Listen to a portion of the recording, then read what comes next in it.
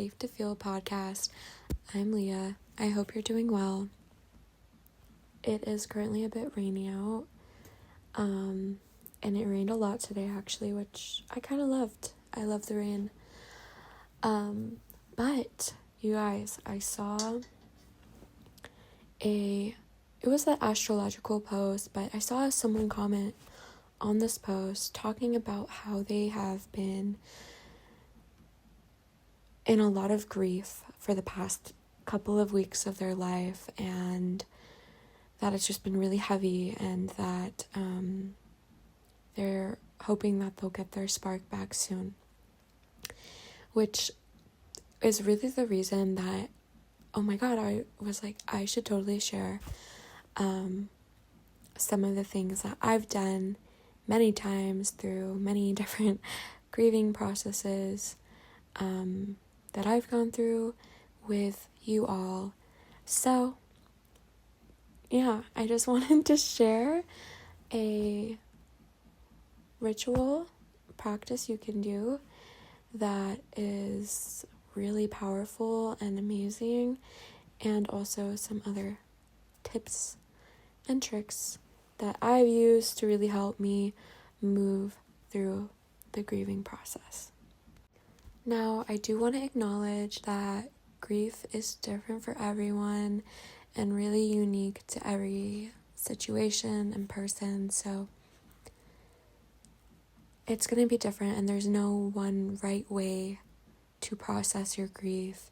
It's a different journey for everyone, and that's completely normal and okay.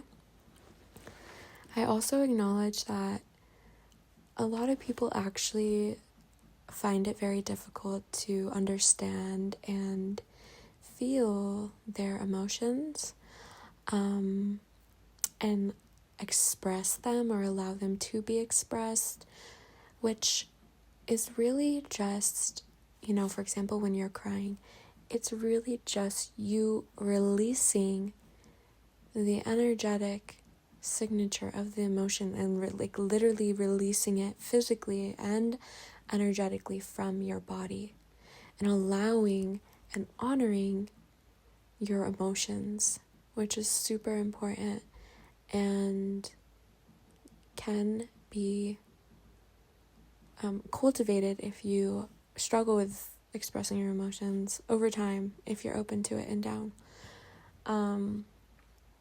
So yeah, anyway, let's talk about it. Now, some of you might be like, this sounds woo-woo crazy, okay? So if you know, you know. And if you if you think it's crazy, it's okay. It's not for you. It's all good. But if you're open-minded and down, literally down to earth, you'll see what I mean, then stay tuned.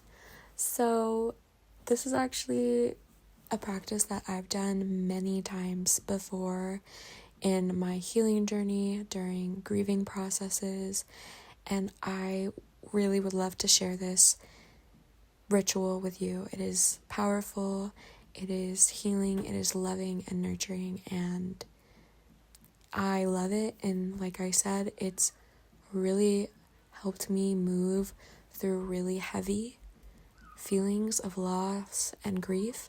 So I'm here to extend it to you all.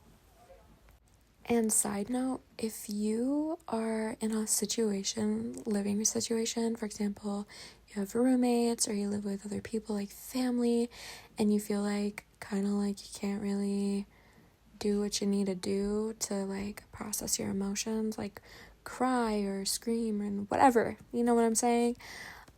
This ritual will be perfect. So yeah, because I totally know what it feels like to live with someone else and you don't know them super well, so it can be uncomfortable to cry in the way you need to when you're grieving. So what you want to do is go outside and get into nature, and you want to go to a place or find a place where you have total privacy, or at least a reasonable amount of privacy. But yeah, just somewhere where you can be alone.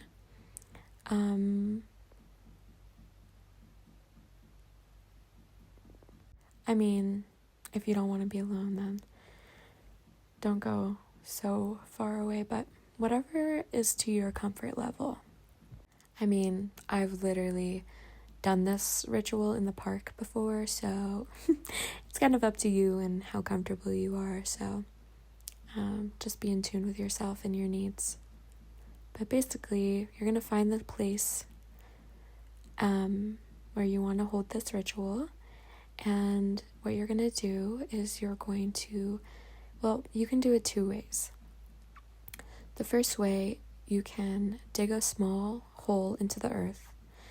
And if not, you don't dig a hole, you just find a place in the earth that you are going to use. And then you're going to ask Mother Earth to assist you as you release your grief. And as you ask her, you can tell her, the grief can be over a specific thing, or it can just be the general feelings that are weighing you down. And then for the finale, you're going to cry over and into the hole. I literally cry into the earth. And yes, it is like being in a movie.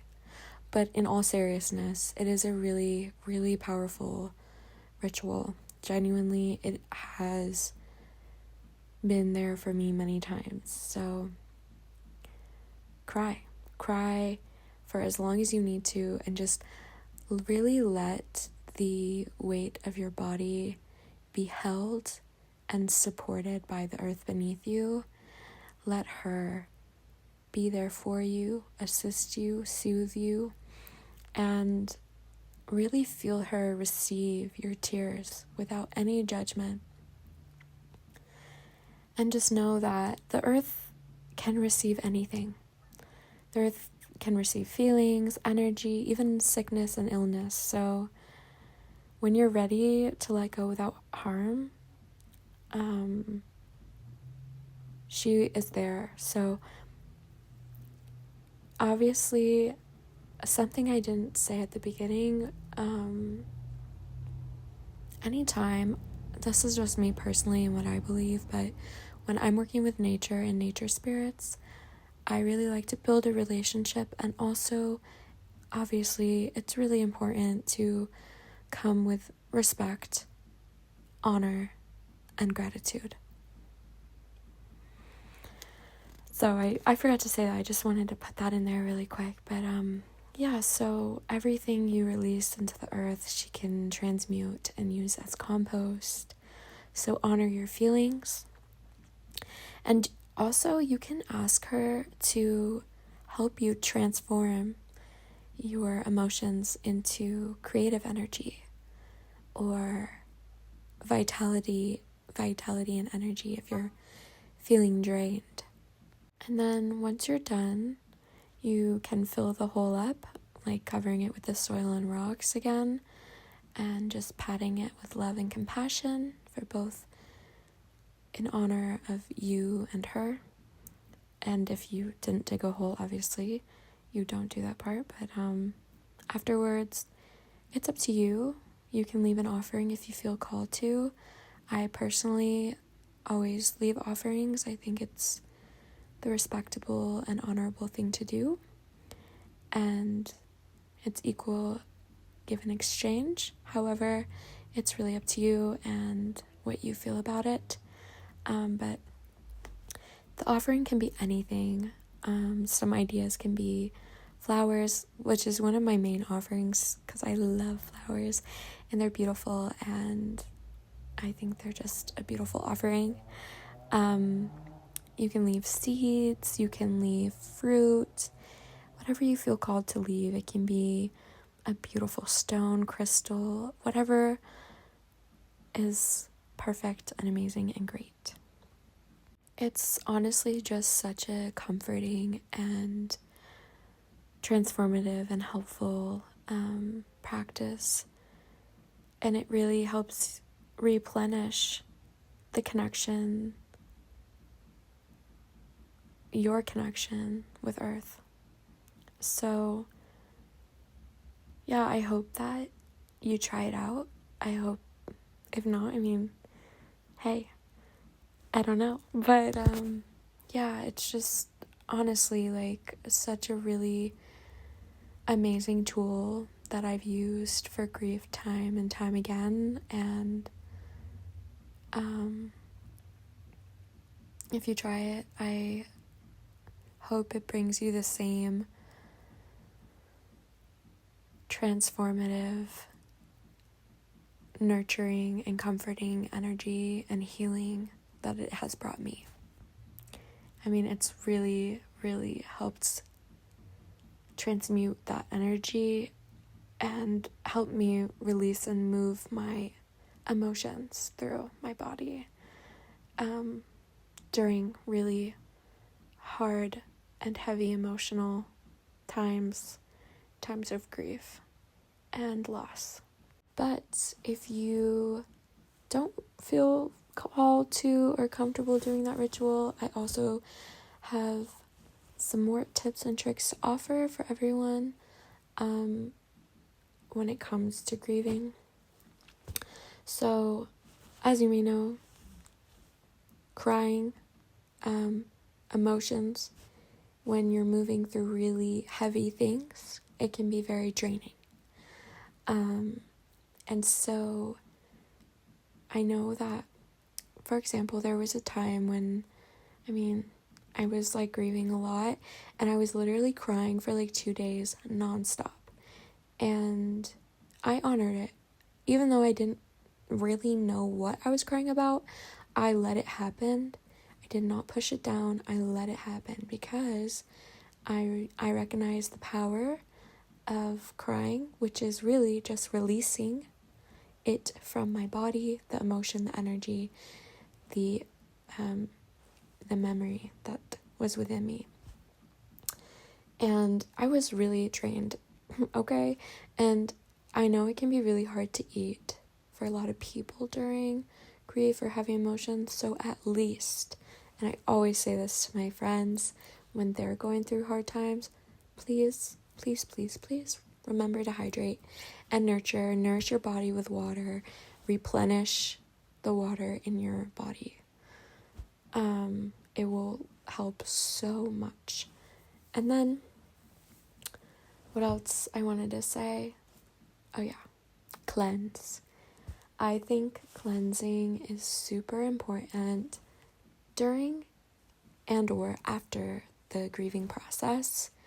And obviously, like I said, grief can look different for everyone. So if it's in increments, in between the times when you can, I have 3 ways of cleansing to offer in this podcast right now. And usually I will do this in increments or after the grieving process. It kind of depends. So yeah, be in tune with your body and with yourself. My dog is at the door, so 1 second. Okay, where was I? I had to give my dog some love, some kisses and cuddles, because he's so cute. Cleansing, yes. So, I don't know if I said this before, but I have 3 offerings of cleansing. So, the first way is with water. And water is a very powerful cleansing and healing element. I love working with water. Incredible. You can do this with the rain, with the ocean, with the river, with a lake, and you can also do it in the comfort of your own home with a shower and or bath. I personally love cleansing in the rain and the river, the bath and shower as well. I love both. With the rain and the shower, you want to be very intentional. Intention is everything. It really is. So, allow the water to wash over you, cleansing all of the past emotions, all of the grief, all of everything that you're feeling, or everything that you let, the energy that you were grieving, just let it all wash over you into the earth, into the drain of the shower, letting it wash over you and cleansing it away. With the river, sort of like in the same way you asked or would ask the earth for assistance, I always like to make that connection with the river spirits and the river that I'm at. And I just say, I just ask for, let's say in this case, assistance in cleansing and healing.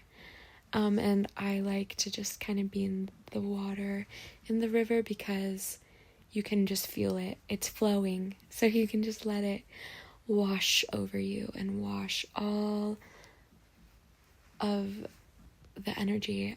I was gonna say, sorry, I was thinking at the same time as speaking, but that I will ask her to cleanse my emotional body. That's what I was gonna say. ADHD. Anyway, the bath is also really nurturing, cleansing, and calming. I have many bath rituals.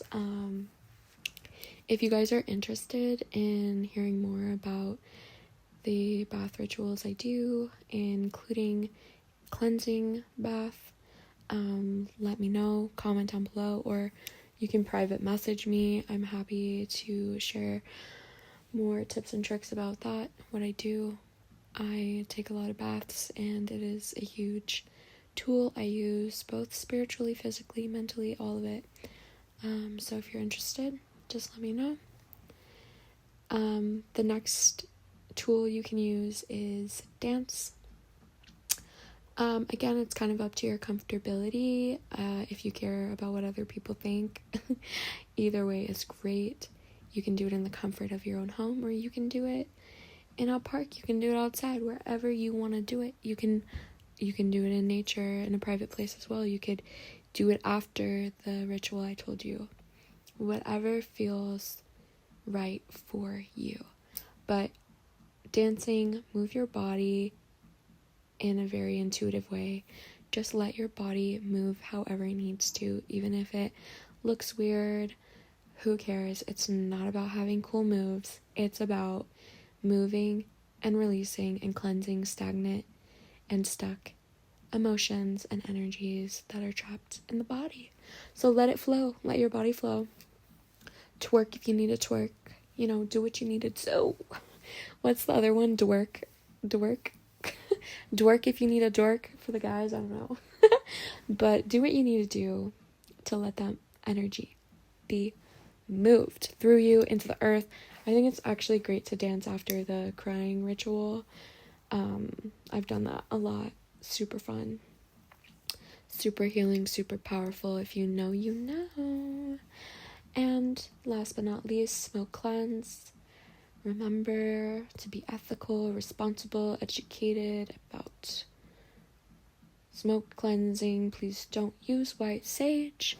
There's so many dried herbs you can use. There's so many things you can use. Incense. You can also use a diffuser, right? Is that what it's called?